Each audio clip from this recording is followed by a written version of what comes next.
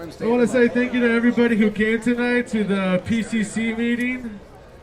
Thank you very much for joining us. We have a lot of good stuff coming your way. We have a few people coming to speak about the initiative. Also, please be respectful. If you guys are going to be smoking, just in case somebody doesn't want it around them, go over here to the side a little bit. So nobody, who doesn't want it around them doesn't get offended. Not that anybody would. We got Rain Baker also in the house that will be talking about some Camp 420 stuff. And also Eric Johnson that will be talking about some Healing Phoenix stuff. Phoenix Suns. The Phoenix Suns. We also got Butch and his dog. If you guys want to pet him, he's really friendly. Don't be intimidated by him just because he's a pet. Anyways, for you guys, first off, we're going to start off with Eric Johnson. He has some things to share with you guys tonight. Here's Mr. Eric Johnson. Give him a round of applause, please. Hello guys, thank you so much. It looks like we got a packed house. Finally, summer is ending in Phoenix. Oh, finally. I was driving down, it was like 98 degrees, so I scored. So just a reminder, this is private property by the fire, so medical marijuana patients can medicate. We just asked them to medicate there. Now, if you're a non-card holder, we ask you not to incriminate yourself. We've got a lot of new faces in the crowd tonight. So you never know who's who. So try not to incriminate yourselves. Other than that, we had a crazy month. We had a crazy month this past month in Arizona. Cannabis. But I wanted to give, we have two main speakers tonight.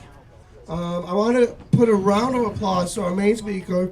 His name's Roger Burks. He's the head guy from Maine Legalization, their campaign. So he'll be speaking later on in the meeting, so everybody give a round of applause to Roger. Thank you so much for coming down all the way from Maine. Definitely appreciate it. And then we have Tom Dean here to go over all the legalness that went over this past month. There's a couple rulings that came out. All right, so let's just go off with the greatest news we have. Jeff Menzensky was sentenced to life for cannabis. The whole United States called, the office, 400,000 petitions signed. He got released on Monday, guys.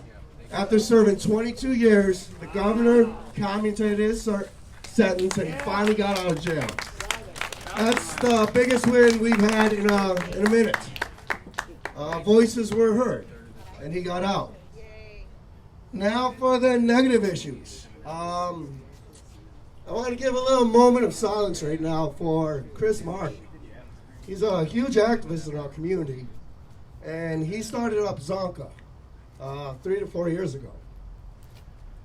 He had a horrible business partner, which he did not know, but his business partner was selling to non-card holders, sold to undercover cops, all unknowing to Chris Martin.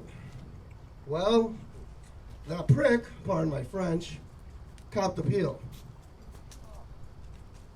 The guy that did all the illegal stuff copped the peel with the cops and copped the plea. And now Chris Martin is serving 2 years. Got 4 years. 4 years.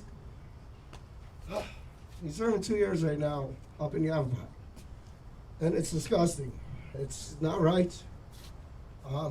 He was as legal as many of us can be, and he tried hard to get paid. So, just a moment of silence right now for one of our activists.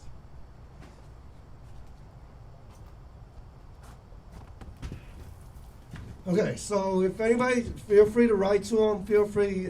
We've got his information. He's going to be moved in a couple days to another place.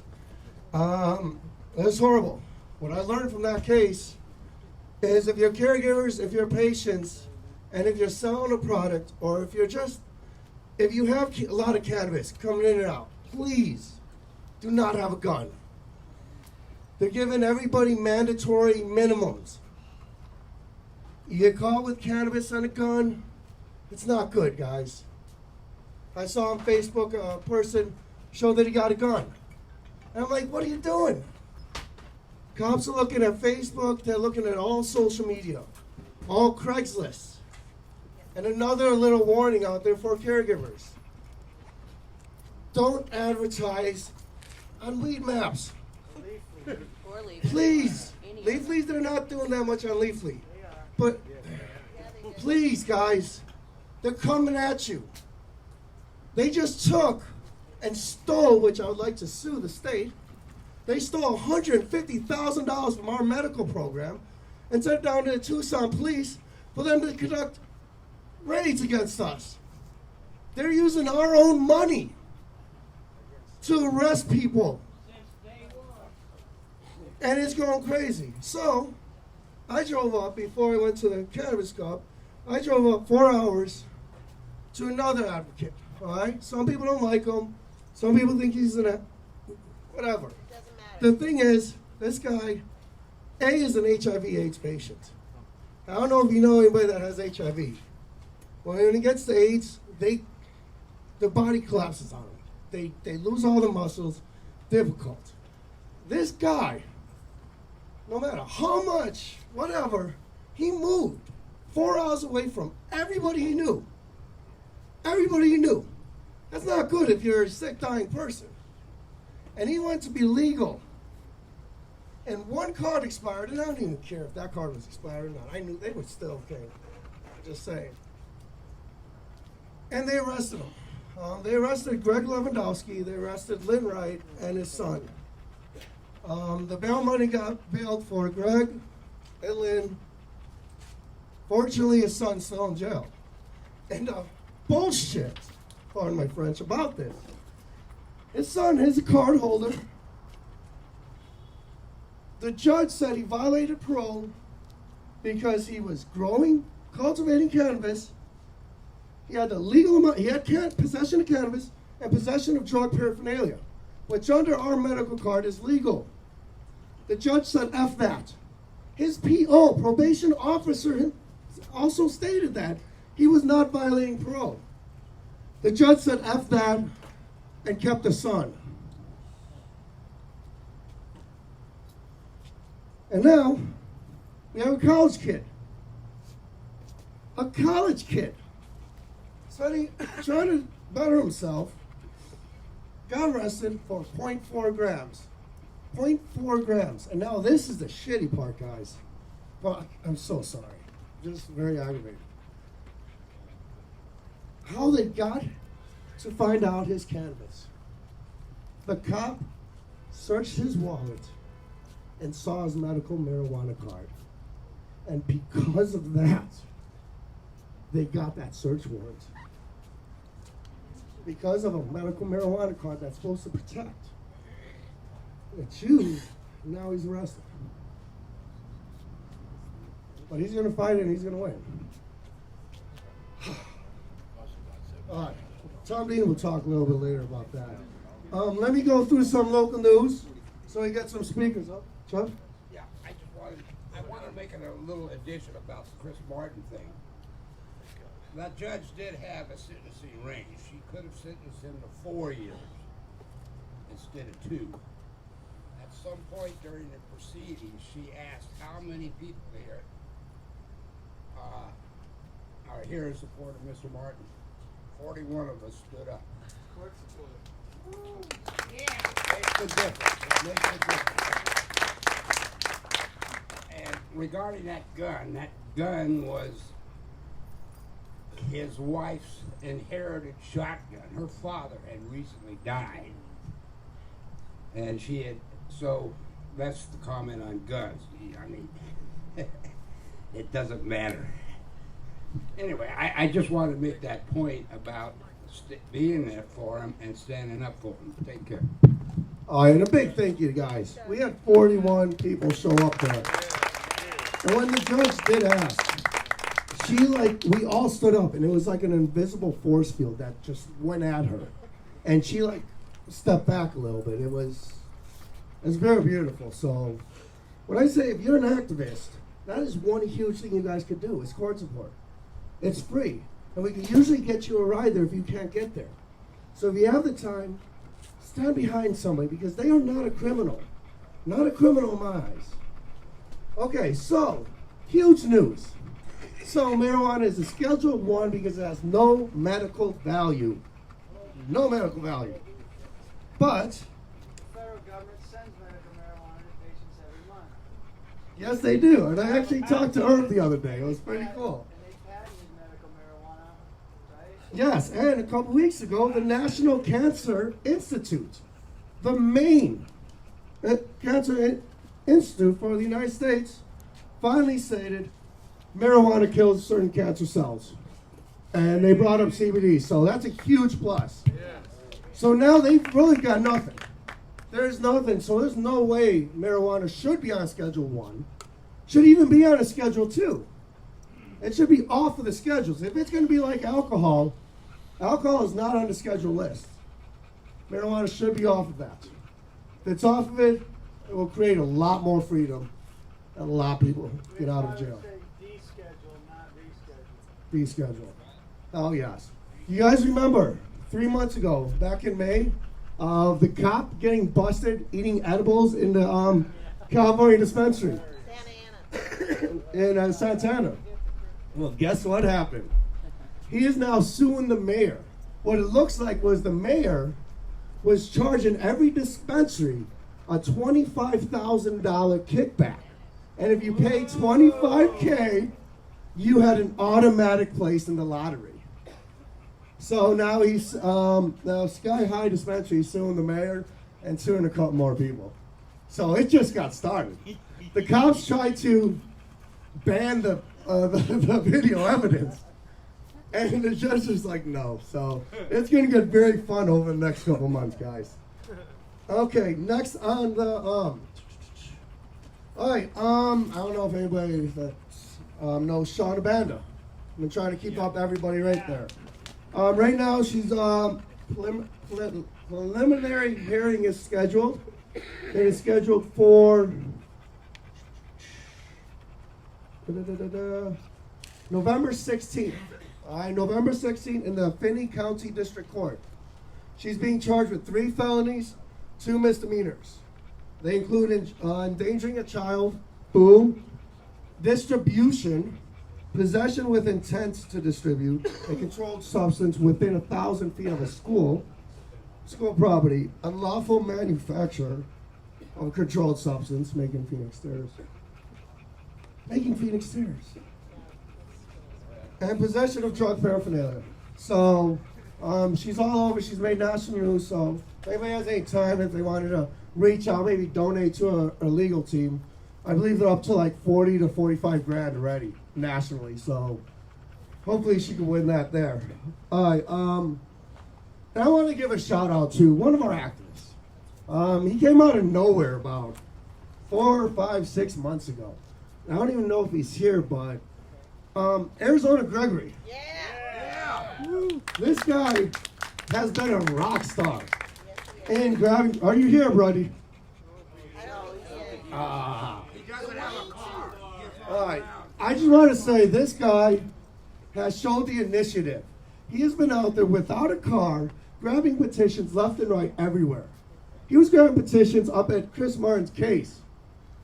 He got covered, but oh my God, they don't like cannabis out there. They don't like cannabis out there at all. But next time you see him, give him a big thank you or a hug, because that guy is doing a lot of good work. I just wanted to give him a big shout out. Oh yeah. Okay. Oh, did you see the interesting connection that came out about a week ago? Seems like Sheriff Joe, his main fundraising guy that's been raising him millions of dollars for him to stay in office every year. It seems like this guy's also employed with MPP, the Marijuana Policy Project. Interesting. So the head money contributor,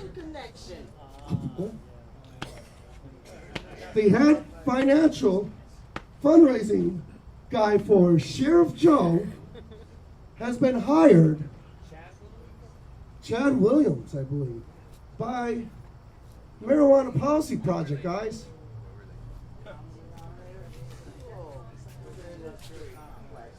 Interesting. So, I don't know. I keep seeing... But the greatest New Times, Ray Stern. So that just think about that for a second.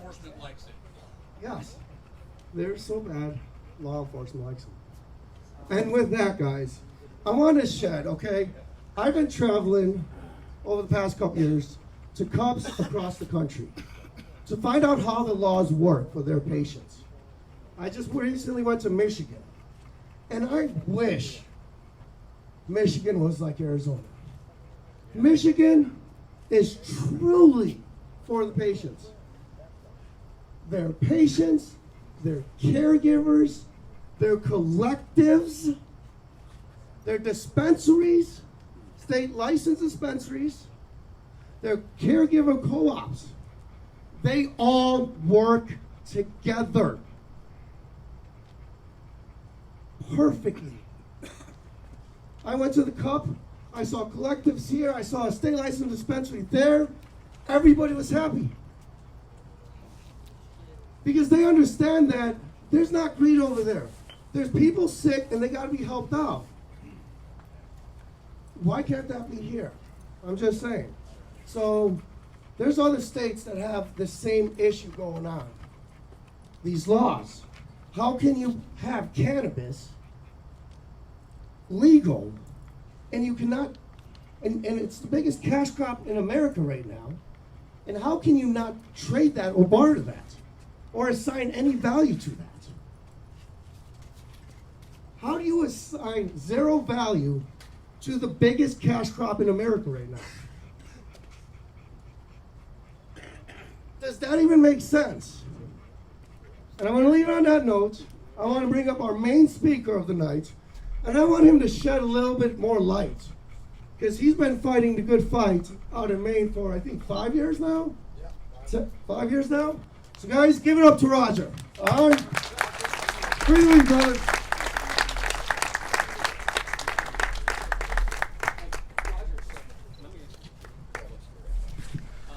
Okay, I'll give you a little bit of a background of who Roger is and how he came to us. Roger Burks, out of out of Legalize Maine, is one of 4 states that's battling MPP. Out of all 4 states, California, Arizona, Maine, and Massachusetts, they had the most preparation. They are the most professional in a sense of experience. And so as we, all those 4 states reach out to each other, we realize that they are have the most progressive initiative. They have maybe the best medical, arguably the best medical, the best written medical initiative they're currently following, but their legalization bill is also very progressive, to the point where it opens it up far more than ours. They're not a red state, and so he also is battling MPP, and when he realized that we got put under the 8 ball, as Tom Dean realizes, Jason Medar, Jason Hine, Eric Johnson, Rain, everyone that was at the initial negotiation meetings with MPP, with Ryan Hurley that ran the very first one, were under the impression there was going to be many changes with their initiative, and Tom Dean's quoted follow-through approach was going to be implemented, so the ambiguity that is Prop 203, which happened up there in Apache County, would not be as prevalent. You would not have 20% increase in cultivation convictions and small sales convictions. So here we are today under the 8 ball, since we got into the race in the 12th hour. Our initiative was written, prepared, but our whole campaign is inexperienced. The first time Jason and I have ever done anything like this, and the first time any of us probably have been a part of this. I know Robert and a few others have worked. Dave, of course, has worked on a few other initiatives. But so he came to the rescue and he said, okay, you guys need to understand a few key points, how to raise money, and also, build the conviction of basically what MPP, and again, we've got Michael Weiser right here, who's who's normal and also representing MPP. No, not representing MPP. He was also at the negotiations, which again failed to happen. So the final draft of the negotiations, there was no changes. It actually was a step back from the first one. There was a few changes. They added cultivation rights, but they made that, restrictive of each county having the right to overdo that county by county. So they really took a step backwards. So we had to throw this together. Here we are here. We're far more successful than we thought we'd be. But Roger already just donated $1,000 to our campaign today. Woo! And he did $500 personally and $500 representing Legalize Maine. He went to Arizona State. He lived in this state for 8 to 10 years. 8 years? 13 years actually. He's one of us. He's here to help us, and they know that this national coalition that we formed is going to give us all leverage in every state to really show the contrast between what MPP will do as opposed to an honest initiative. Okay, here's Roger Burke. Thank you. It's really nice to be back. I left here in 1989. That was before they started building any freeways. It sure has changed a lot. I'm a caregiver in the state of Maine. I've been fighting for the rights of small farmers and keep the profit local since 2009. I've been on the board of the Maine Marijuana Caregivers Association. Through that nonprofit association, we have been lobbying since 2010 because we knew back then that they said that they were going to put an initiative on the ballot. And we knew the kind of initiative they would put on that ballot, and it was one we wouldn't like. So we decided that we had to fight them, and the only way to do that was to put our own initiative on the ballot. So we tried really hard with MPP to negotiate with them, and we let them know what our values were, and we couldn't come to terms initially. We tried. So in early February, a bill that we wrote, myself and Paul McCarran, we submitted that to the Secretary of State. And then about 30 days after that, MPP submitted another bill, a competing bill. They said that you guys can't raise the money to do this, and you can't get your signature, so we're gonna have to come in to rescue you. Well, we need, in Maine, which we only have about 1.3 million people, our largest city is Portland, that has 68,000 people in it. That's like a neighborhood around here. So, we had to get 10% of the last governor's election, so 61,000. So we're going after 80,000 signatures. We will have, by Halloween, we will have 50,000 signatures. And there's an election on November 3rd, which we will gather 40,000 signatures. So by the 5th of November, we will have 90,000 signatures in the state of Maine, and we will be on the ballot in 2016. The Marijuana Policy Project has had difficulty raising any money up there in the state of Maine. They get it all from from DC and their big donors. That's the biggest problem is just they bring the money in from out of state. We have to get our money locally to go where we're trying to go. I just lost my train of thought on that, so I'm not sure what to say right now. MPP is they're not terrible people. They just see the world different than we do. They're interested in polls, and they're interested in an agenda over a length of time where it's more of an industry matter. What we're looking at is we want to go back to where rural areas and small farms have a chance to make $100,000 a year. Yeah. That's not a lot of money. That ain't rich. We want to see local people being employed. We're not interested in tax money to the government. That's what they pitched this whole thing. They're going to pitch it to the people. Vote for it because we're going to bring $40 million into the coffers of the state of Arizona. Arizona has a spending problem. You guys are not overtaxed. Believe me. So they're going to use every trick in the book to try to put a bill across that's really not that good. But listen, guys, you can only pass marijuana legalization one time in the state of Arizona. You don't get a do-over if you do it wrong. In my opinion, the MPP bill is wrong. You shouldn't vote for it. The competing initiative?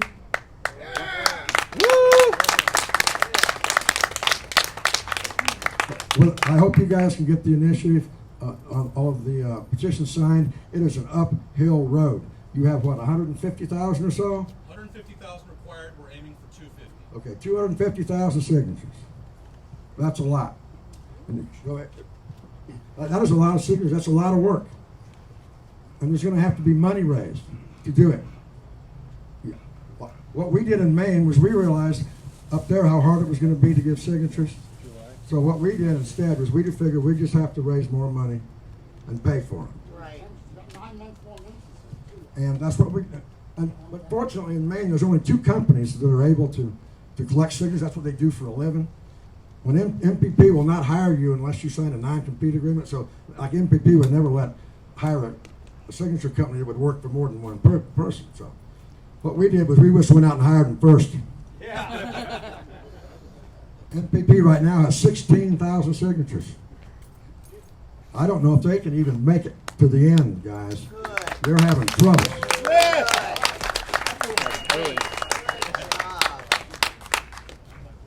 So they can be beaten, but my biggest message to you guys is do it right. If it's not right, then just say no and rewrite the law. Go back a couple years later and do it right.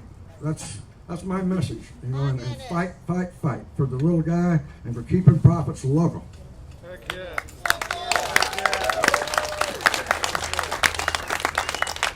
If there's any questions, I'll be happy to entertain them. Over there. Sure. What do you foresee happening if both petitions should get on the ballot and both pass? In the state of Maine? No, in Maine or here. Well, in Maine, and here I believe that whichever gets the most votes wins, right? Right. If both are passed, then whichever initiative gets the most votes takes precedent over the other initiative in any competing language. And that means whoever has the most money will probably get the most votes. Yes. Can you give us an overview of what your bill is proposing? Our bill, we want marijuana to be regulated like a plant. We want it to be also regulated like alcohol. Alcohol just means that you have to have a license to sell it, that you can't sell it to somebody under a certain age, and that you have advertising restrictions. That's all alcohol means. And you can make it at home if you want. Right, but look at MPP's. They have a marketing slogan: "Regulate it like alcohol." Yeah, right. It's a lie out here. Right. It's a marketing slogan. What they've done is they've poll tested all this stuff. MPP is all about poll testing, focus groups. They write their bills specifically to each state based upon polls that they've taken. All of their employees have a 3-ring notebook that they carry with them, and they're indoctrinated in with that notebook and will only answer questions based upon what that book says. You notice that they don't ever answer questions. They don't answer them in Maine. They don't answer them in Massachusetts, and I'm sure they don't answer them in Arizona, do they? No, they didn't last night. Well, let me ask you about this, because as far as I know, most every poll nationwide and in Arizona favors meaningful sentencing reform. In other words, that nonviolent drug offenders should no longer be serving prison sentences. You know, we've got 5% of the world's population, but 25% of the world's prison population, most of them in there for nonviolent drug offenses. Now, MPP declined to include meaningful defelonization provisions in their initiative, despite our consistent urging over the course of months and specific language given to them to insert in their initiative. Why, if the polls in this instance show that defelonization resonates with the voters? Well, that's why you're not right. include it? Why? That's a good question. Why? I don't know why, but from my experience in life and as a businessman, they've got to be carrying water for somebody. That's why. But we don't know whose water they're carrying. They're carrying different buckets of water in different states. You know, if he's hooked up with Sheriff Joe's fundraiser, well, then there's part of your answer right there. You know, because when you're negotiating clauses in these initiatives, you've got to. You get it's a quid pro quo thing. It's like making stew. But you guys, this is a lousy tasting stew. You don't want to eat it. Can I ask you another question? Yes, you may. So there are a lot of people who believe that incremental change in the direction of recreational legalization, however imperfect that change might be, is better than no change at all, because as a nation we need to get as many states under our belt, so to speak, Right. as possible to achieve that critical mass that makes You know what I would advise is for the people to stand up and demand decriminalization in all 50 states. We can argue about whether or not you can grow and sell it in the store down the street, and who's going to grow it and who's going to make all the money. And the heck with that. What we need to do is stand up and tell our legislators, decriminalize it and fight over this other stuff later. As a final, Roger, what is the penalty for having a small amount in Maine without a medical card or a medical reason for it? In Maine, you can have up to 2.5 ounces, and it's a civil criminal. It's a civil penalty. Are you aware that it is a felony here for any amount, and you're giving us advice to vote against something that will remove the felony charges for less than 1 ounce? Absolutely. That's why you should stand up and demand that your legislators decriminalize it in the next session of the legislature. Absolutely. They shouldn't wait. When's the next session of the legislature in the state? Do you know when? January! In January, you need to decriminalize it. Then you can vote on legalization in November. You need to have your legislators do the right thing and do it now. Do a vote on the floor of the House and the Senate and signed by the governor. Demand it. It's only right. Every one of the legislature is up for election in 2016. All 90 of them are up for election. Well, then they better decriminalize if they want to vote for any of you guys. We need to run against them. one final question is that there's a lot of talk like, well, if we don't pass the perfect initiative this time, in a future election, we can put another initiative out there that fixes the half-ass initiative that we passed the first time. What do you say to that? I said that when the people that put the bad initiative out did it on purpose. So you are not going to get them to change it to their disadvantage 2 or 3 years from now. What you'll do is you defeat them now and force them to do the right thing. And if they're going to make that much money on it, then why should they wait? Hurry up, but just change it. But you got to defeat them first. Got to be right from the start. Right. That's right. Listen, the devil is in the details. Exactly. But the decriminalization is where it's at. That's what you need more than anything. Yes, it is. Otherwise, all they're fighting over is whether you can buy it at the damn corner store or not. If you think about it, that's all they're talking about. We'll talk about that later. Yes. Any other questions? Well, it was a pleasure talking with you guys. I hope that you can move this thing forward. Let's give him a big round of applause. Thank you very much for coming this way and talking at our meeting. Very insightful. Thank you very much. All right, quick little, we're going to be doing the raffle. Just wanted to share that with you guys. We have some beautiful pieces that were donated to us this evening. We have that rig. We also, by Urban Legends, thanks Tim for that. And we also have some tank tops that we got from Safer. So we have those ones too, on extra large and I think a women one as well. It's a medium. A medium. So anyways, Rhea and myself will be walking around with raffle tickets if you guys want to get in on this fun. Also, we have a couple more people to talk. Eric Johnson, step on up and introduce the next person.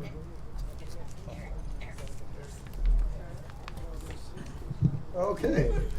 Big shout out to Urban Legend for donating the pieces. Urban Legend, located on 59th Avenue and McDowell. Yeah. Shame on you. I just want to say they have helped out the PCC from day one. They have donated so much. So if you are on the West Side, guys, please They have some of patronize the best them. prices in town, even Oh, if you're hell not yeah. on the west side. And then you can work with them. I know this guy, Tim, very gullible. You just talk to him and he'll take good care of you. Everybody in there's awesome. But yeah, so now comes up, we've got two more speakers. I wanted to bring up Tom Dean. Tom Dean is the national normal lawyer He's been a lawyer for our cause for 20 odd years. Tom's going to give us a legal update and all that fun stuff. Thank you so much, Tom.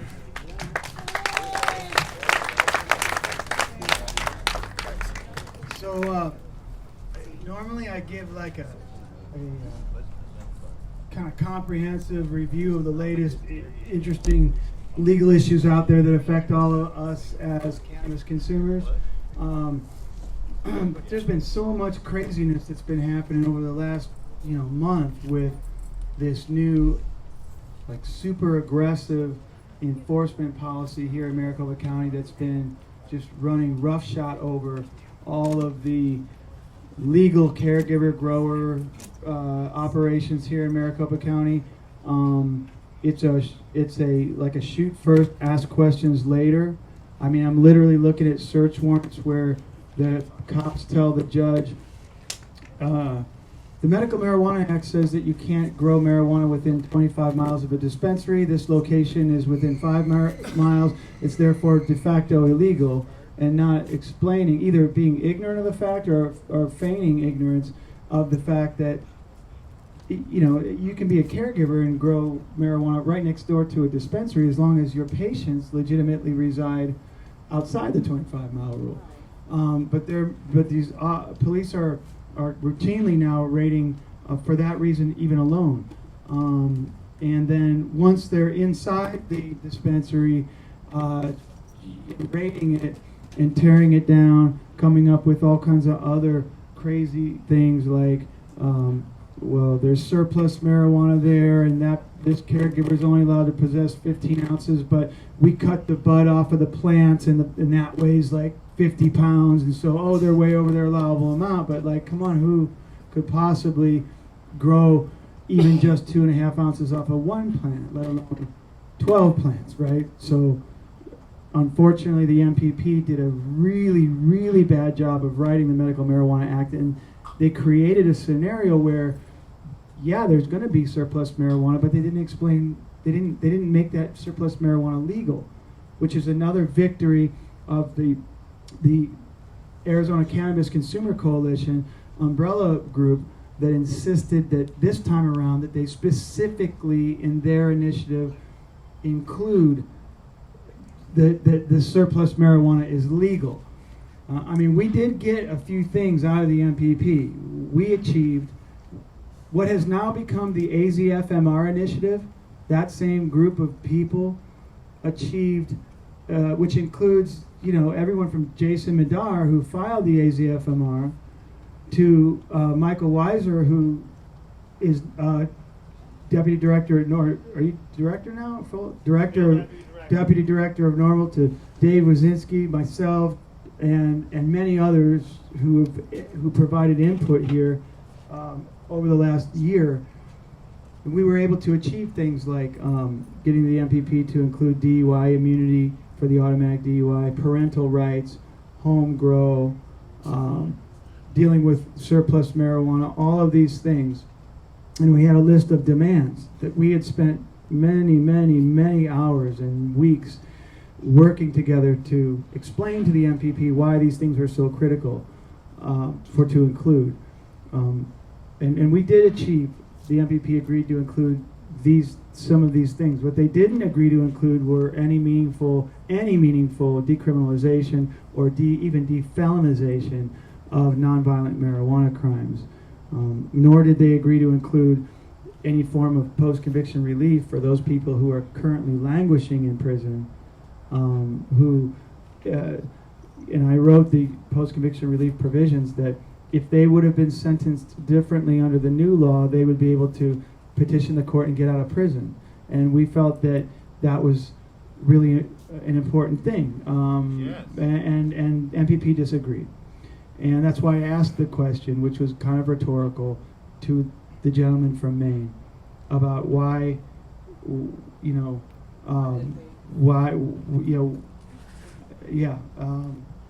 there's we're left to, I think they're carrying somebody's water, I think was a statement that was made, or as I would put it, we're left to read between the lines.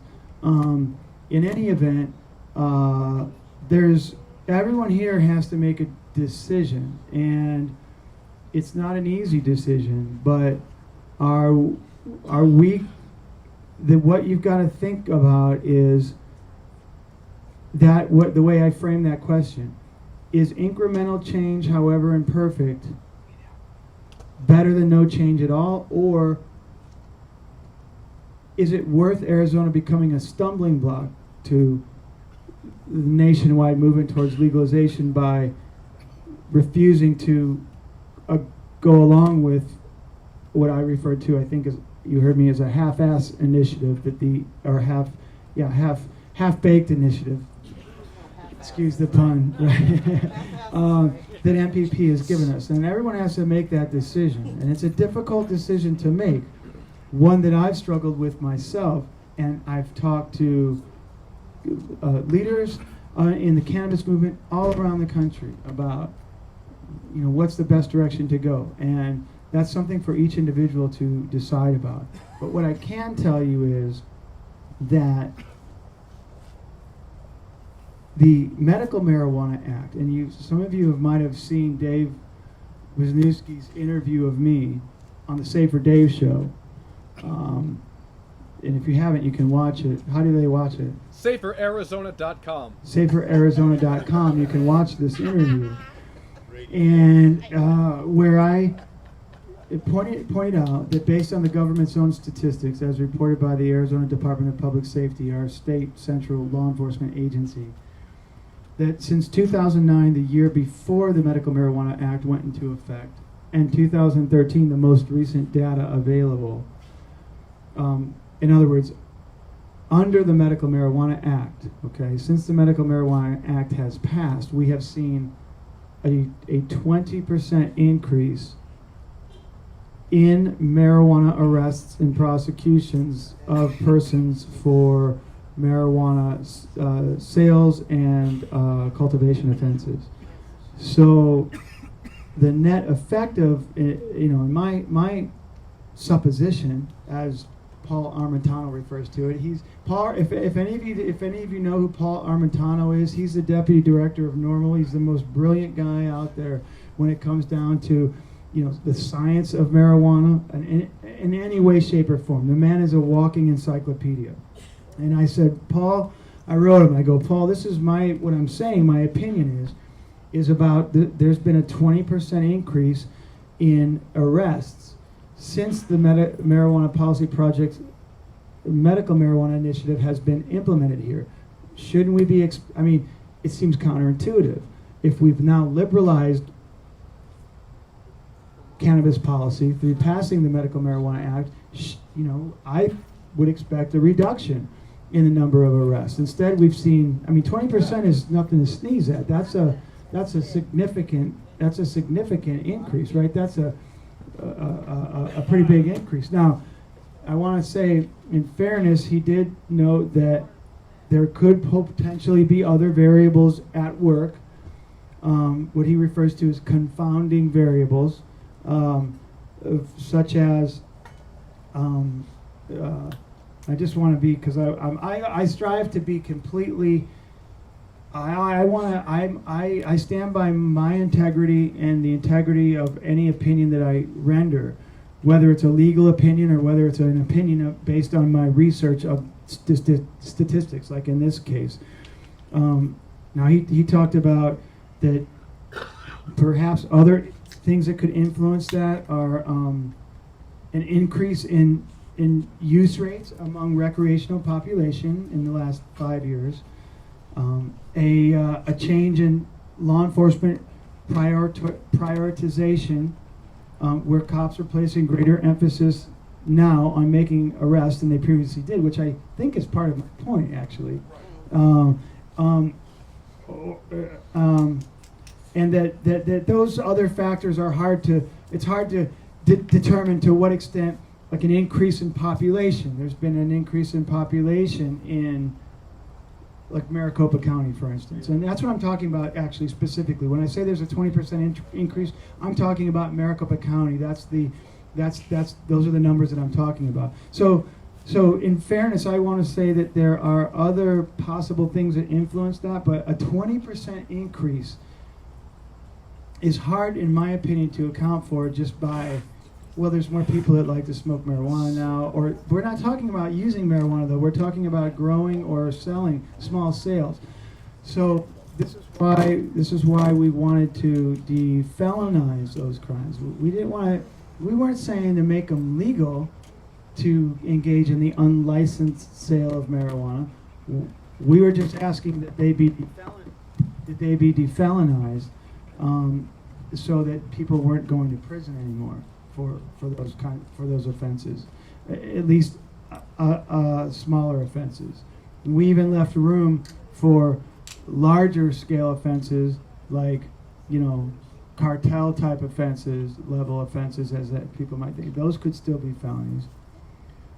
But I saw the word being used in the Ohio campaign. They're referring to it as a cartel initiative. Because who's the real cartel? We think of cartels as a group of people in Mexico or Colombia, a small group of people of different organizations that run the, in this case, illicit trade in marijuana and other substances. But in Ohio, my understanding is that there's like 10 dispensaries, retail outlets, cultivation.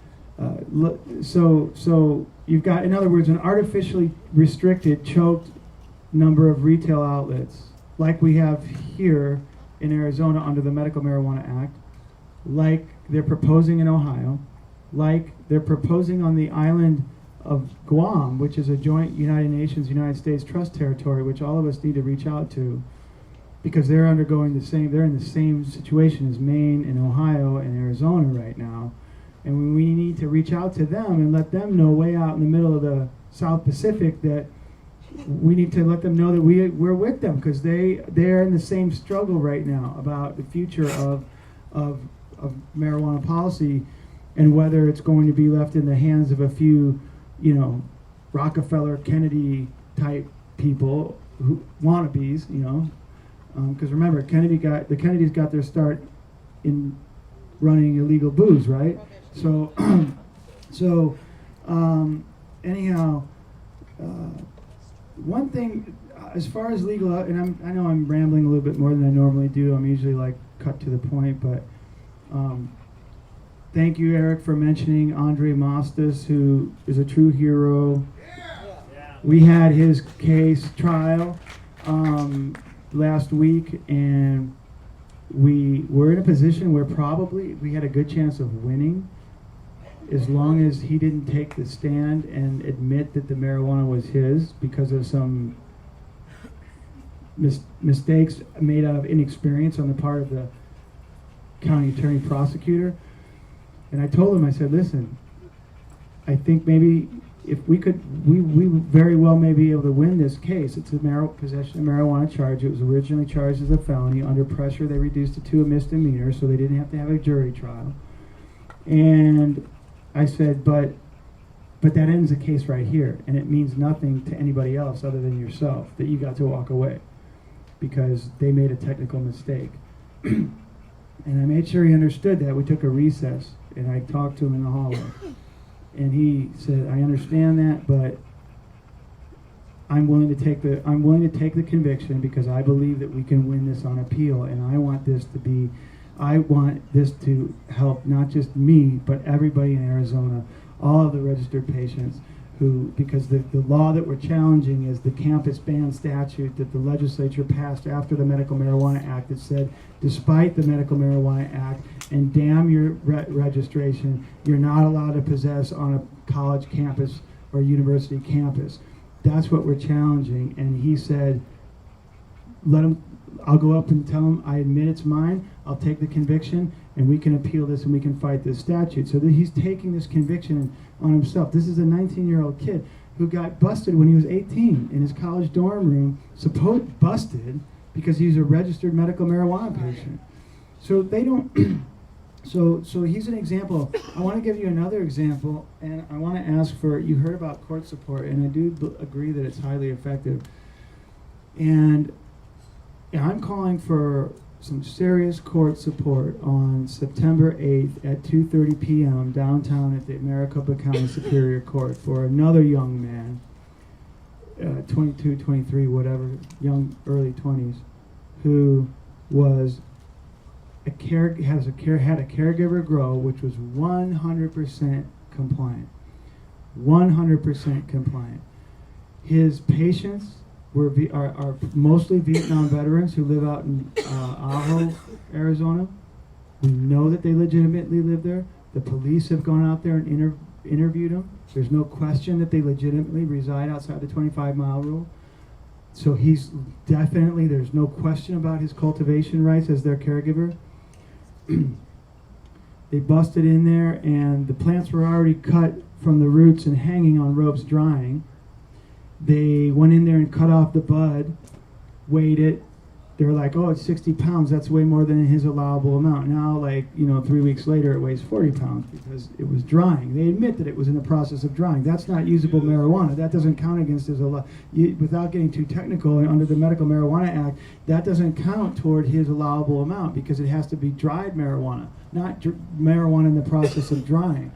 In any event, he was 100% legal. They just don't like it because here's what the deal is.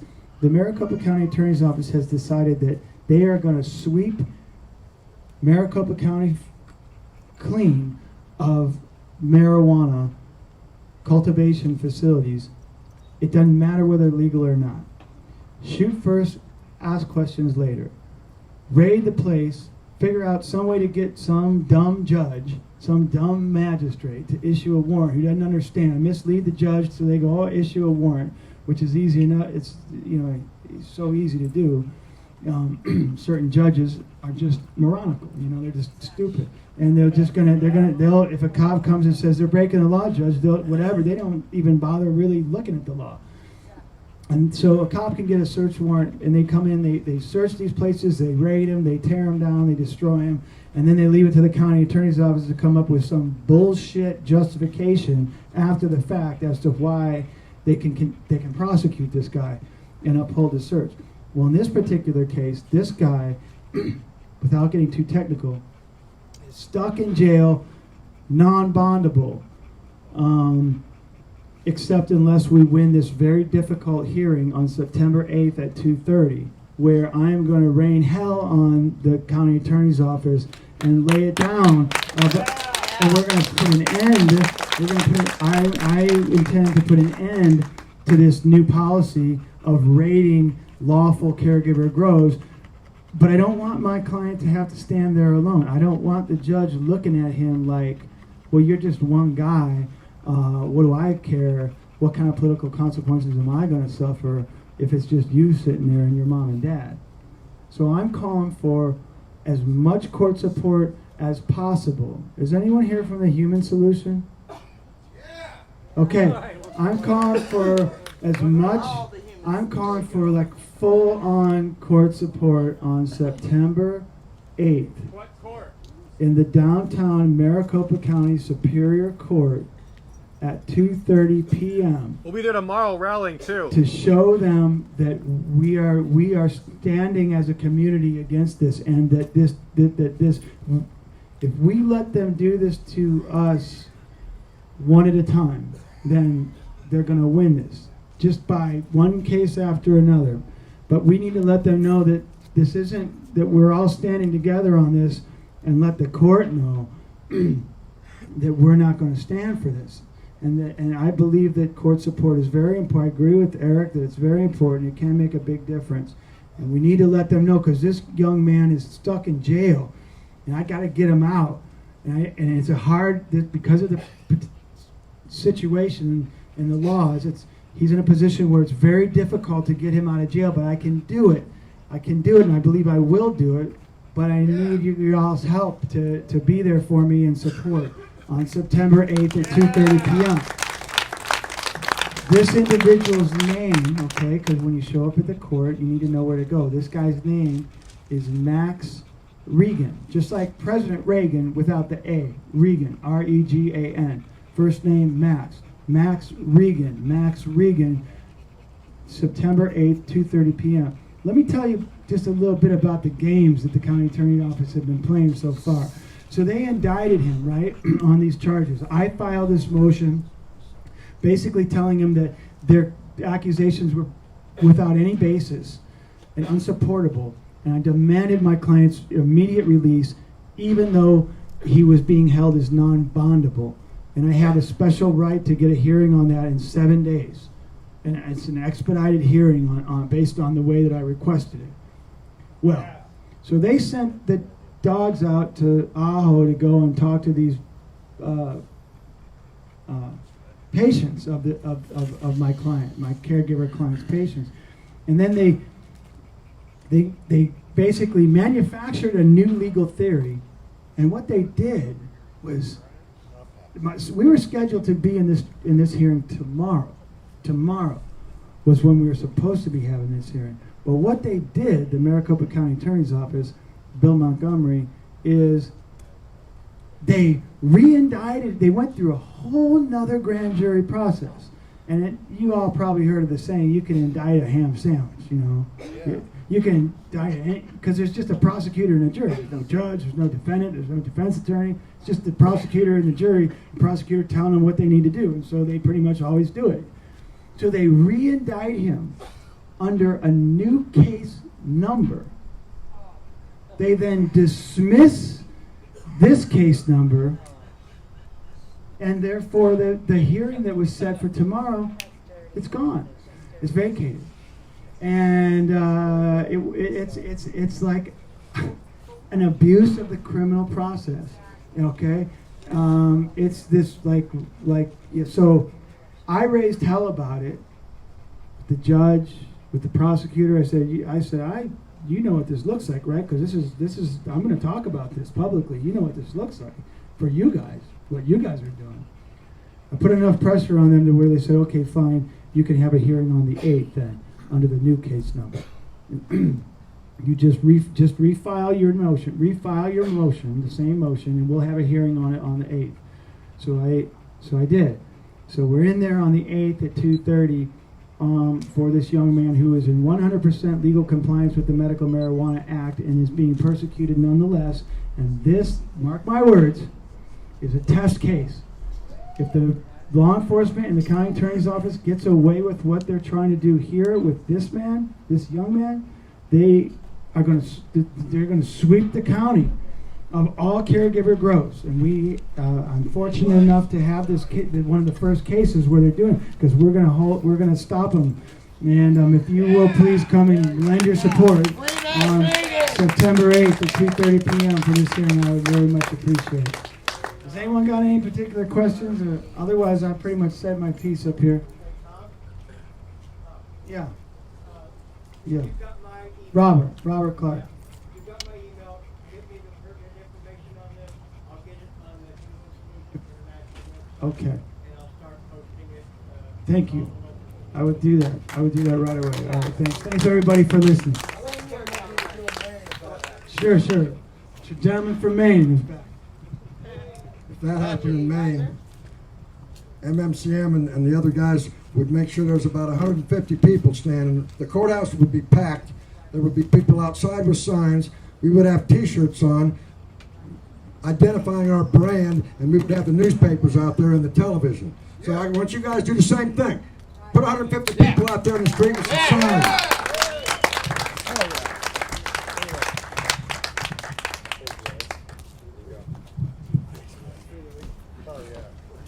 All right, guys.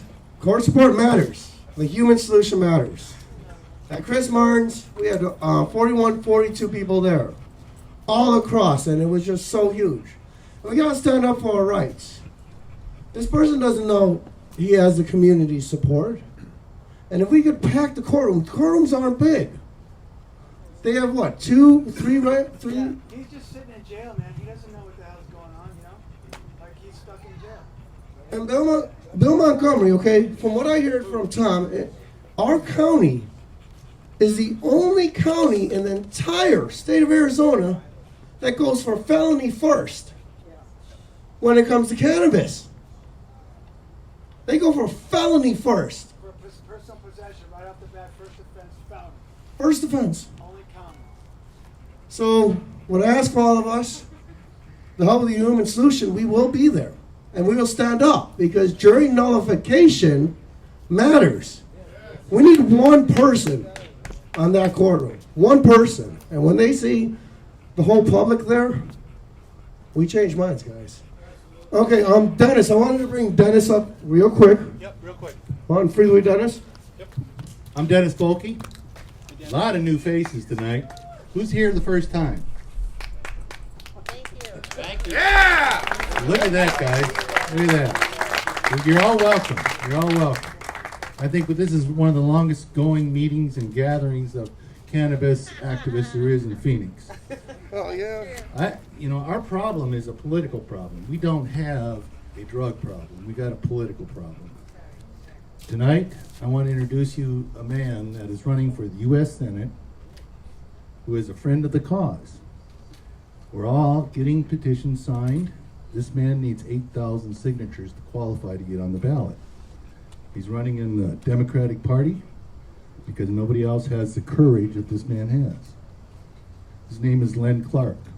Yeah, Len! Come on up here as a friend of the cause.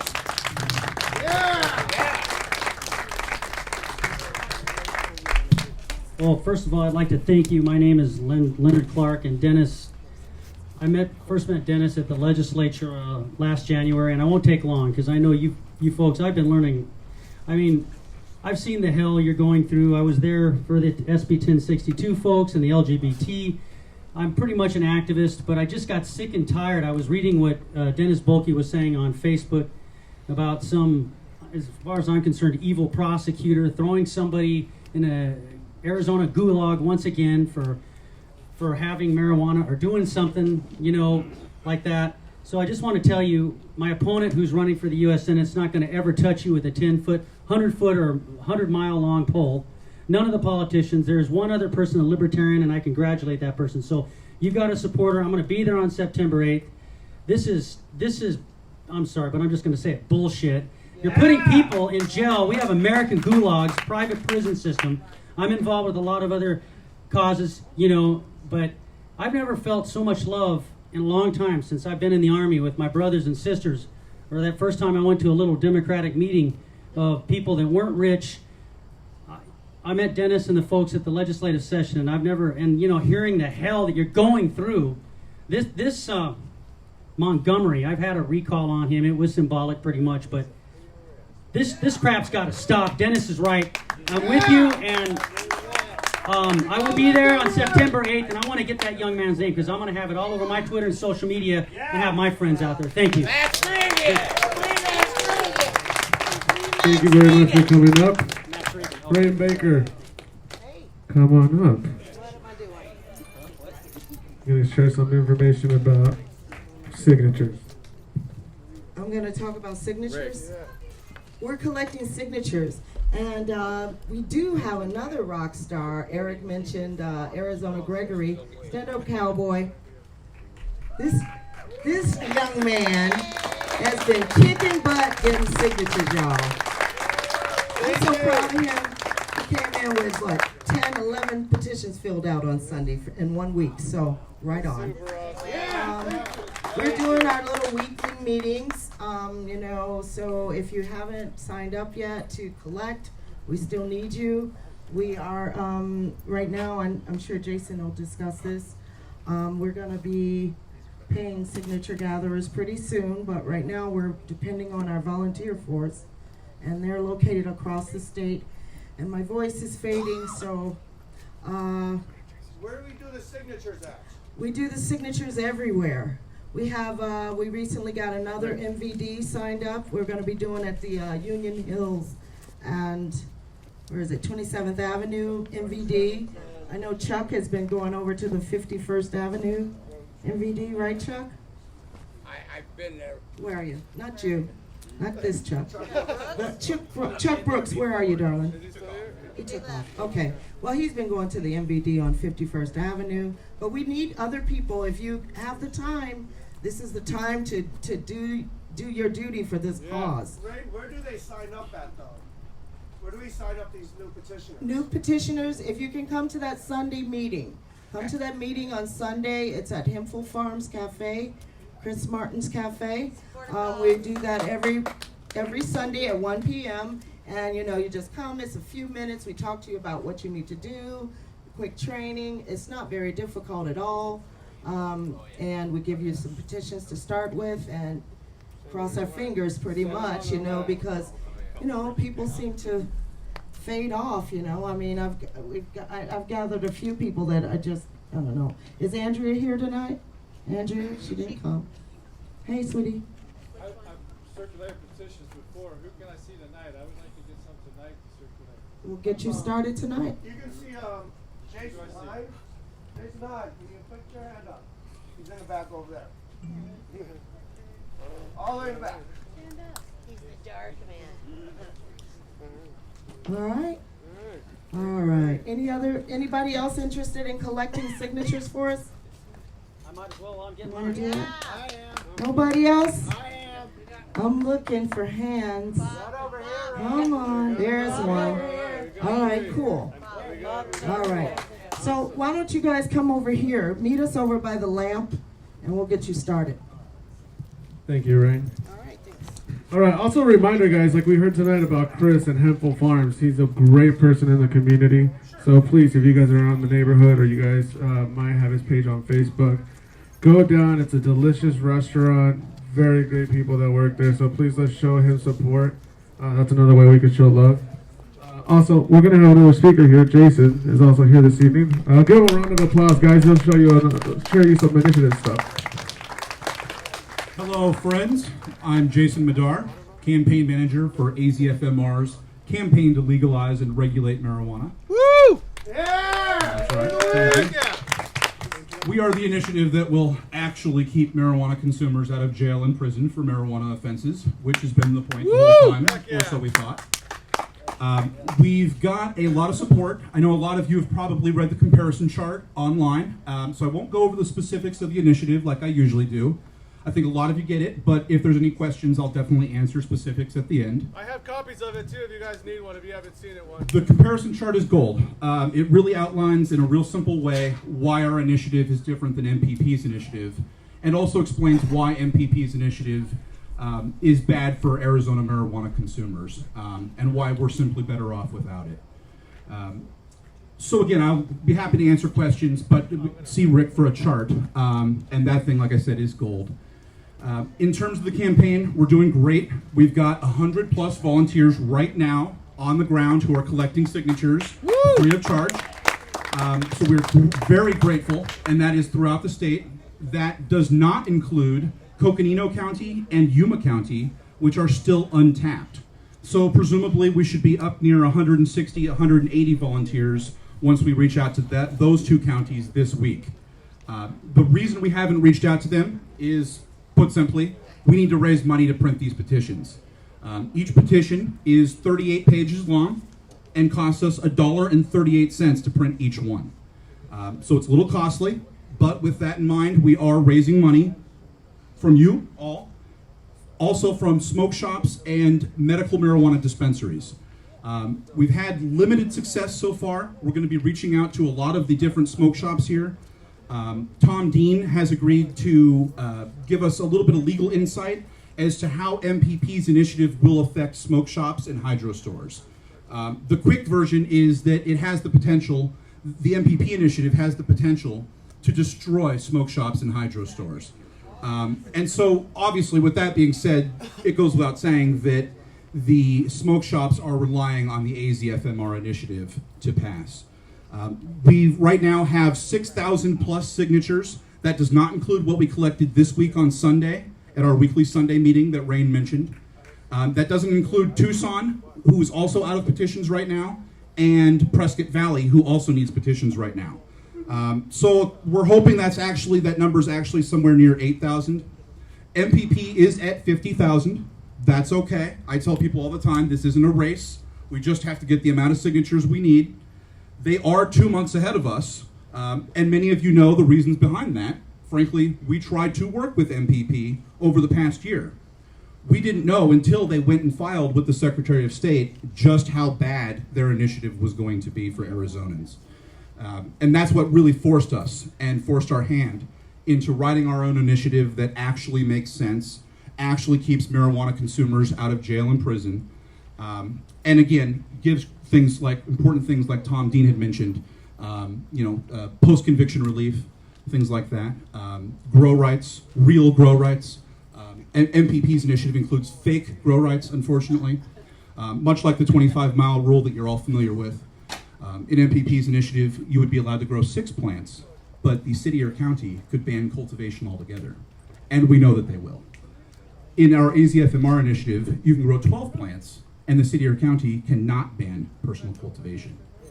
You're guaranteed to be able to grow under our initiative. We're going to be reaching out to a lot of different areas over the next couple weeks here. We want to really try to expand as we start to get a few of these petitions printed professionally. We just printed off 1,000 before we came here. So we're obviously still, as I mentioned earlier, trying to raise money for just printing these petitions. Everybody involved with this campaign for the AZFMR is working for free, myself included. Nobody's taking a salary, not anybody. And so every dollar we get is going towards, right now, printing petitions. And after that, as Rain mentioned, we're going to be paying $1 per signature once we've raised the funds to do so. That shouldn't discourage any of the volunteers, of course. Again, we've got 100+ people on the ground. Surprisingly, and I know this might be hard to believe, a good portion of those people who are volunteers right now have told us that even if we offer them money, they won't accept it. And that means a ton. That means a ton. And what it really means is it means that what we're doing and the initiative that we wrote and that what we represent, it really is for the people. And it's obviously we know that, but it's great to hear it. A lot of you have probably seen the Phoenix New Times did an article about the two initiatives and kind of focused on some of the differences between the initiatives. Definitely check that out. We're also in talks with HBO, believe it or not. One of their producers had reached out to us to talk about the initiative, talk about the competing legalization between us and MPP. Back to the Chris Martin thing. It's a real sad deal with Chris. I know, obviously he can't hear us, but I'd like to give him a huge thank you for continuing to let us use Hempful Farms while he's in prison. One of the things we pledged to do is to make sure that people keep putting money on his books, because prison is a hell of a lot better when you're eating good. So we want to make sure that we continue to do that as he stays in there for a couple years. With that being said, Chris would be eligible for post-conviction relief under our initiative when it passes, if he's not already out of prison. So potentially we could have some of his felonies reduced. I know the gun thing may or may not apply because he was a felon, but it's certainly worth mentioning. We, again, have a lot going on. Thank you again to Roger from Legalize Maine. They gave us a $1,000 contribution today, and that's going to help us tremendously in printing petitions. Again, each petition is $1.38, so they are pretty expensive, but we're getting in. We're getting there. Again, we're going to be reaching out to the smoke shops, and again, thank you to Legalize Maine. Zandy had already touched on this briefly, and I think Roger maybe mentioned it, but I'll mention it again. We are forming a national coalition of the 4 states that are battling MPP, and we're going to share resources. This is huge. This means that we get access to secrets that we didn't even really know. I'm not going to share all of it with you guys, but we're finding out stuff about MPP and their tactics and the way they've done things. As Roger said, Legalize Maine, they've been preparing for this. We worked with MPP over the past year, and we did a good job. And as Tom said, they included some of the provisions, but we were surprised and perhaps a little naive.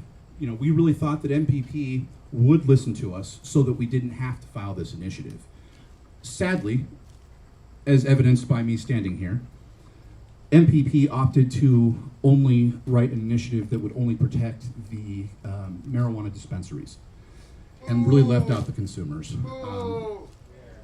And of course, as a lot of you know, I am possibly the #1 advocate for voting against MPP's initiative.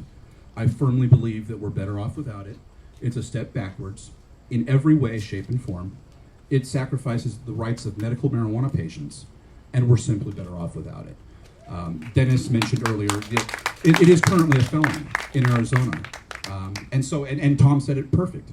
You know, it's a tough decision to have to make, but the only thing I will say is that everybody with a pulse qualifies for a medical marijuana card. So as long as you have the $150 to pay for the card, you can seek protection today. And so again, I mean, I know that's, you know, certainly not the best case scenario. The best case scenario is the AZFMR initiative passes, and MPP's doesn't. Yeah. With that being said, somebody had asked this question earlier. What happens if both make the ballot?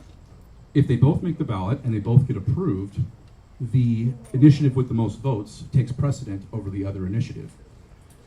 I go to meetings just like this throughout the entire state, and at every single meeting, it is about 80 to 90% of you in the crowd who support the AZFMR initiative, and you already know that the MPP initiative does more harm than good. So with that being said, the marijuana consumers already seem to get it. And of the, I said 80%, those other 20%, they generally are going to vote for both. That's what I'm hearing. They're going to vote for MPP and AZFMR. I personally won't be doing that. But of course, we encourage you to vote for both because we think, with that in mind, if both get approved and both make the ballot, we will win. We will get the majority of the votes. We've started a new campaign asking each and every one of you to simply talk about the AZFMR initiative with the people that you smoke with. Seems simple enough. Statistics tell us that each marijuana consumer knows 5 other marijuana consumers on average. I'm sure at meetings like this, that number is crazy wrong. I share the chart when I hang around with my smoking buddies. Sure, right. There you go. So we're definitely pushing that. We've, again, you know, we're trying to raise money. We're doing good though. We've got a few more businesses that we're going to be able to add this week because we have more petitions now. If anybody would like to donate to the campaign, you can donate on our website at legalizemarijuanainarizona.org. You can also donate in person. We have a Square card reader, so we can swipe your card if you'd like to donate in person. As I mentioned, every dollar we get does go towards petitions, so we appreciate anything you guys can contribute. And I mentioned also we're going to be reaching out to the smoke shops, particularly with the help of Tom Dean, who's agreed to kind of give a little legal insight into the marijuana accessories issue, which can be a little confusing at first. And so that's why it's valuable for us to have that legal insight. Okay, so with that being said, any questions about the initiative or anything that we're doing right now? I mentioned the national coalition that we're forming, and that's huge. We're doing meetings in Tucson. We're at Prescott Valley, Phoenix, every Sunday in Phoenix. On Saturdays is when we're doing the Prescott Valley and Tucson meetings. We are going to be adding Flagstaff to that and Yuma to that as well. That's going to be a once-a-month meeting. It's not going to be a weekly or a bi-weekly meeting, though. As somebody had mentioned, if you'd like to start collecting signatures and sign up, you can do so at this meeting or at the Sunday meeting. We'll get you some petitions tonight. The training's real simple, real basic. I mean, we call it training, but realistically, it's more of going over the requirements that the Secretary of State requires. It's real basic stuff. So, again, we appreciate each and every one of you that's out on the streets right now collecting signatures. We're at 6,000 plus, like I said. We expect that number to start skyrocketing, although that's actually pretty good. I mean, for a month and a half. Turned in tonight, can we give them to you? Definitely. I don't know if we have a notary here tonight. Do we have a notary? We do. Absolutely, definitely. And then we'll get those filed in the vault. Any questions about the initiative? Deadline? The deadline's July 7th, 2016. So we've got a while. And again, I mean, I know MPP's at 50,000, but it's not a race. They are a couple months ahead of us. We expect that once it cools off, a lot of the volunteers will be more likely to hit the streets. Of course, it's hard to ask anybody to work for free in general, but it's incredibly hard to ask people to work for free when it's 150 degrees outside. And I don't blame them. I mean, it's not even sunny right now, and I'm sweating. So Yeah, I mean, I imagine that once it starts cooling off, we'll start to see that number skyrocket. But again, 6,000 plus is actually pretty good. And we do have the backup plan of preparing to pay for professional signature gatherers as well. Of course, the first thing we have to reach is the milestone of being able to pay for the petitions, which is somewhere around $25,000.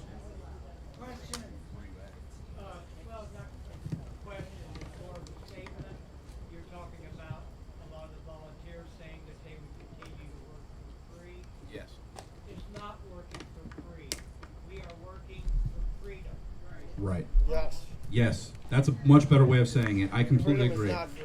It's not free, right? You're absolutely right, and that's what our initiative provides.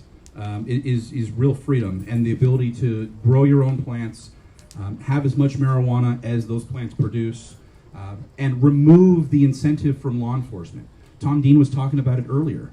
You know, the reason that the county attorney continues to prosecute these patients is because they have a financial incentive to do so. That financial incentive is a felony conviction. Felony convictions result in fines and being able to fulfill the mandatory minimum prison quota. Our initiative reduces marijuana offenses to misdemeanors.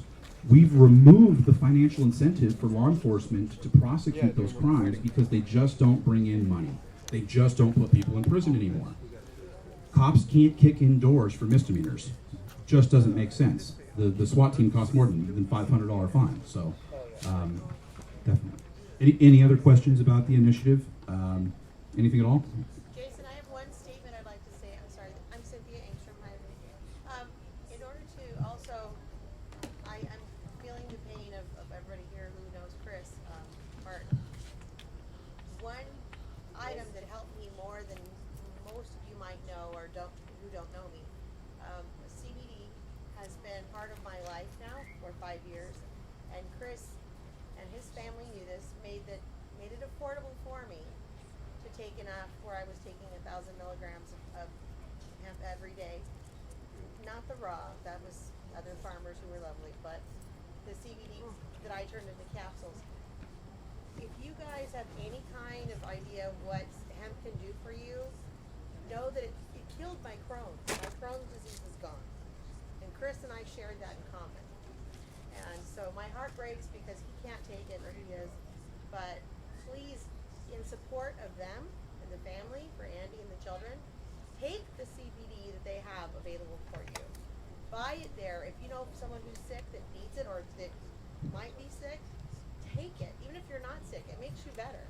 And it's keeping my cancer away as well. Yeah, definitely. Chris has a lot of great products at Hempel Farms. Again, I mean, it's just a huge thank you to him and Andy for letting us continue to use Hempel Farms. Not only do we intend to use it every Sunday, we want to use it more often. We want to start doing more events there so we can bring them business.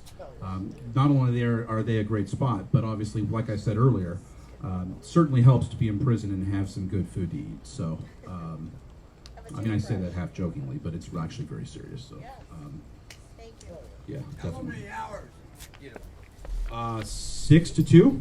6 to 2. 6 to 2 p.m. Thursday, Friday, Saturday, Sunday. They're closed on Monday and Tuesday. They do have children that help them there. Like the kids got to go to school. And they could use some more business during the week. They're doing, now with Chris gone, they're not going to be doing as well. But they're doing okay on the weekends in terms of attendance. During the weeks, also, that is Wednesday, Thursday, Friday, is when they can really use some help in the farm. Yes, A couple definitely. of us are going to just go on down there and help them. Yes. On that. So please support Hempel Farms. I think that's what the gist of what Chuck's saying there. Yeah, definitely. They're an awesome spot. We sure appreciate it. And so thank you all for listening and having us.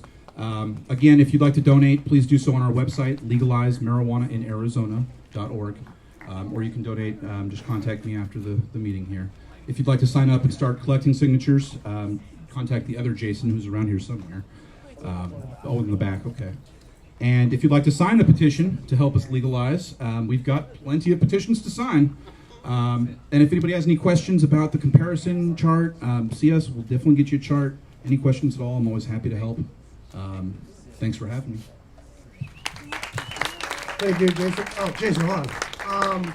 We got donations from everybody, so we're going to donate PCC. We're going to donate $56 to the campaign. So,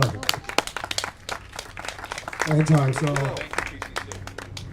hey, PCC gives an open. We fight for our community. We don't want out-of-state corporations coming in and writing horrible laws. Amen. So horrible to be in that courtroom. And for him just to be taken just like that. Just taken. Even though the judge, you saw the judge, she did not want to give him that 2 years. She did, but it was mandatory. It's horrible. So please, from all the community, help out Hempful Farms. And poor guy. I wanted to bring up Dave Safer Wisniewski, the leader, the champion of Safer Arizona. Hey, brother. What's up, everyone? I'm Dave Wisniewski. I'm the founder of SaferArizona.com. The way it kind of started was, I was in the Army. I was active duty soldier. I was a sergeant. I was a leader of soldiers back in the day. Well, not so long ago. It was just a couple of years ago. Well, anyways, going back even further, when I was 17 and 18, I was arrested for cannabis possession. I was looking at graduating high school as a triple felon. That kind of incident followed me. I couldn't get in the Air Force. I couldn't get in the Navy. Even the active Army rejected me. I had to go through some loopholes just to get in. Well, anyways, so I ended up getting versed in, cannabis history, prohibition history, when I realized that, in California, it was just a ticket or a fine. I got upset. I was like, why in California are they getting a ticket or a fine, but out here it was a felony? I almost graduated high school as a triple felon. Imagine how different my life would have been. 18-year-olds. My first steps into the real world, when you're supposed to be getting ready for college, when you're supposed to be, just growing. A triple felon. I mean, that is devastating. And I almost got that. I had to go through 6 months of drug diversion. I was lucky because I got arrested twice before my first court date, so they ruled it all into one offense. Well, anyways, so I ended up becoming versed in cannabis history, prohibition, cannabis health benefits, until I became a sergeant in the Army. And my sergeant major is giving us this class called Warhorse Day, where they're speaking to 1,000 soldiers, telling them, practice safe sex, don't drink and drive, don't beat your spouse, don't beat your dog. But they told us if we caught our soldiers drinking this drink called purgatory vodka, we had to prosecute them with an Article 15. Now, an Article 15 can get you kicked out of the Army. It'll take away your rank. You'll end up with a general discharge. You'll lose your GI benefits. They wanted me to give soldiers an Article 15 for purgatory vodka because purgatory vodka contained hemp seed oil in it. It wasn't even marijuana. The sergeant major said, hemp is related to marijuana and that stuff's bad for you. And I was freaking out. My blood was getting hot. I was getting angry. I was getting pissed off. And instead of lashing out in the Army, I created a Facebook page called Safer Arizona. I was putting all my extra money into buying t-shirts from Washington, getting them sent to Arizona, trying to get some sort of movement started, and I was successful. I was able to get a lot of excitement because I reached out to Phoenix Normal. They introduced me to Dennis Bulkey. He was putting in an initiative to get cannabis legalization on 2014 election ballot. We teamed up, called the whole team Safer Arizona. So now these t-shirts were affiliated with the ballot initiative, and we kept growing and growing and growing from there. Well, today, Safer Arizona has no use as a political action committee. That's AZFMR. So Safer Arizona, with me interested in audio video production, I'm turning it more to Safer Arizona Cannabis Legalization Activist Webcasting Network, where I go around talking to different activists, seeing what they're up to, and broadcasting so people can see this movement, so people can see what we're doing, because we need to be out there. We can't be working out in the shadows just trying to do stuff. People need to know that we exist. So that's why it's important. Thank you. That's why it's important that we don't just show up for court support. Court support is great, we need it, but we also need to be having public rallies and events. And that's why tomorrow we're organizing a rally in front of Superior Court, the same location that you're going to be going to on the 8th, tomorrow morning, 9 a.m. to about 1 p.m., out there with signs, rallying. Get your petitions, get signatures from the people walking around. It should be pretty busy. We're going to be out there letting them know that there's a cannabis legalization activist movement. We mean business. We want to legalize cannabis. Now, continued on, Jason Medar, your initiative, the AZFMR initiative, that, correct me if I'm wrong, but it's actually removing the prohibition. or is it? It's It removes the old criminal right. statutes for marijuana. It removes and completely replaces all the marijuana penalties. So it's actually ending the prohibition, and then we're putting our law in replacement. Right. And which is significant also for the gun reason. Somebody brought that up earlier. Yeah. The way that misconduct involving weapons works is essentially if you commit any felony violation of any of the drug laws and you possess a weapon, that's defined as misconduct involving weapons. In our initiative, not only is it not a felony for anything under 8 ounces, it's a misdemeanor, but it's no longer listed in that same title with all the other drug offenses. So possessing a weapon and violating the marijuana law in our initiative is not illegal. You would, of course, be penalized for violating the marijuana law, but you wouldn't be charged with misconduct involving weapons. And that's a huge step forward. But the reason I wanted to bring that up is because the AZFMR initiative is actually ending prohibition, and we're replacing it with our own law, as opposed to the Marijuana Policy Project that's not ending prohibition. They're putting incremental regulation on top of prohibition. So everything that's not covered in their initiative falls onto the old, still existing prohibition. So it makes me very angry when I go around seeing the supporters of the Marijuana Policy Project claiming they're ending prohibition, because they're not. They're keeping the same illegal, they're keeping the same statutes there, and they're piling a new law on top of it. Our initiative is the one that's actually ending prohibition. Now, another thing I kind of want to bring up, their campaign is called Campaign to Regulate Marijuana Like Alcohol, right? Well, call me crazy, but I think if you're going to call your campaign to regulate marijuana like alcohol, don't you think you'd regulate marijuana like alcohol? One would think, right? Well, for example, alcohol. Selling alcohol without a license, that's a Class 2 misdemeanor. That is a fine. Under the Marijuana Policy Project's initiative, if you sell any amount of cannabis, that's still Class 4 felony with prison time. You're still getting riot gear coming through your door. You're still getting arrested. You're still going to jail. Not only that, is they're allowing initially for just 160 retail outlets. Alcohol, there's 1,600 retail outlets. The AZFMR initiative is allowing parity with those 1,600 outlets. But the MPP, they're giving you 10%.